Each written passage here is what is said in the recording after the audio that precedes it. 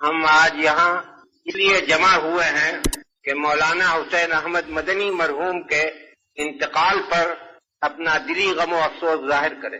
مولانا مرحوم نے ملک کی جو شاندار خدمتیں کی ہیں ان کی بڑی قدر و قیمت ہے، اور وہ اس درجہ شاندار ہیں کہ ہم انہیں فراموش نہیں کر سکتے۔ ابھی ان کی عمر بہت چھوٹی تھی کہ ان کے والد اپنے وطن فیض آباد کو چھوڑ کر حجاز چلے گئے، اس خیال سے کہ اپنی زندگی کے آخری دن مدینہ منورہ میں بسر کریں۔ یہ بھی ان کے ساتھ چلے گئے۔ جو لوگ حجاز چلے جاتے ہیں ان میں اکثر ایسے ہوتے ہیں کہ جو اپنے گزارے کے لیے وہاں کے جو کچھ اوقاف ہیں اس پر اعتماد کرتے ہیں، لیکن ان کے خاندان نے ایسا نہیں کیا۔ انہوں نے وہاں مدینے میں بساتی کی ایک دکان کر لی تھی، اور اس سے جو آمدنی ہوتی تھی اس سے اپنے خاندان کا گزارا چلاتے تھے۔ اسی حالت میں انہوں نے تعلیم حاصل کی، تعلیم کے سلسلے میں ہندوستان آئے، پھر یہاں سے واپس مدینہ منورہ گئے اور وہاں پڑھنے پڑھانے میں مشغول رہے، لیکن اس وقت تک سیاست سے ان کا کوئی تعلق نہ تھا، پڑھنے پڑھانے میں تھے۔ سن 1916 میں جب مولانا محمود الحسن دیوبندی مرحوم حجاز گئے تو یہ وہ زمانہ تھا کہ آپ لوگوں کو یاد ہوگا کہ شریف مکہ برٹش گورنمنٹ سے مل کر بغاوت کا انتظام کر رہا تھا۔ چنانچہ ان کی موجودگی میں شریف نے بغاوت کا جھنڈا بلند کیا۔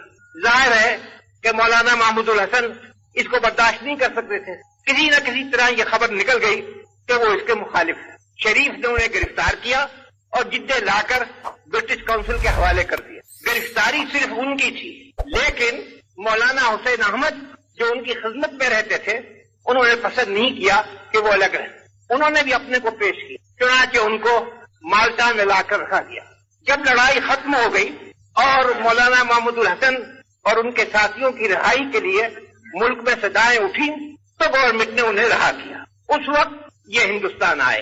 کچھ دنوں کے بعد کلکتے کی جامع مسجد میں نے ایک مدرسہ جاری کیا تھا تاکہ نان کوآپریشن کے سلسلے میں جن طالب علموں نے مدرسہ کالج کو چھوڑا تھا ان کی تعلیم کا انتظام ہو۔ وہاں ان کو مدرس اول مقرر کیا گیا، وہاں کام کرتے رہے، لیکن سیاسی جلسوں میں بھی شریک ہوتے تھے، مگر زیادہ انہوں نے ایکٹیو پارٹ اس وقت نہیں لیا۔ لیکن سن 1930 کے بعد انہوں نے اپنے تئیں آزادی کی لڑائی کے لیے وقف کر دیا، اور کانگریس کی کوئی تحریک ایسی نہیں ہوئی کہ جس میں انہوں نے مردانہ وار حصہ نہ لیا ہو اور شاندار قدم نہ اٹھایا۔ بار بار وہ جیل میں گئے، بار بار انہوں نے قید و بند کی تکلیفیں جھیلی، مگر ان کی پیشانی پر بل نہ آیا۔ اس سے بھی بڑھ کر جو چیز یاد رکھنے کے قابل ہے وہ مصیبتیں ہیں جو انہوں نے لیگیوں کے ہاتھوں سے اٹھائی۔ سن 45 میں جب الیکشن ہوا تو کانگریس کے امیدوار بھی کھڑے کیے گئے، چنانچہ مولانا حسین احمد مرحوم نے ملک کا دورہ کیا اور ہر جگہ لوگوں سے اپیل کی کہ جو کانگریس کے امیدوار ہیں ان کو ووٹ دیں۔ اس پر لوگوں نے جس غیر شریفانہ طریقے سے بعض مقامات پر ان کی مخالفت کی، حتیٰ کہ ضلع ہگلی کے ایک مقام پر تو ان کی جان کے لالے پڑ گئے تھے۔ اگر ریلوے پولیس نے مداخلت نہ کی ہوتی تو ان کے لیے جان کا خطرہ پیدا ہو گیا تھا۔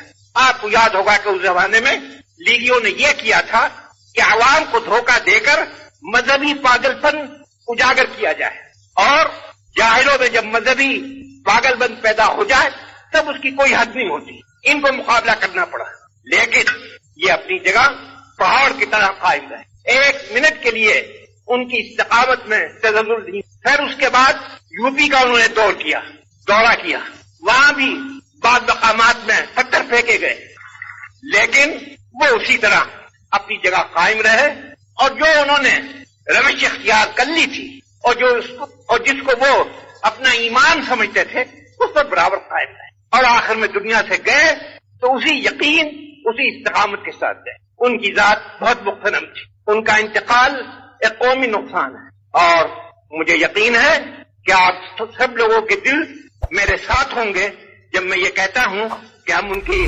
وفات کو ایک قومی نقصان سمجھتے ہیں، اور ان کے لیے درگاہ خداوندی میں دعا کرتے ہیں کہ اللہ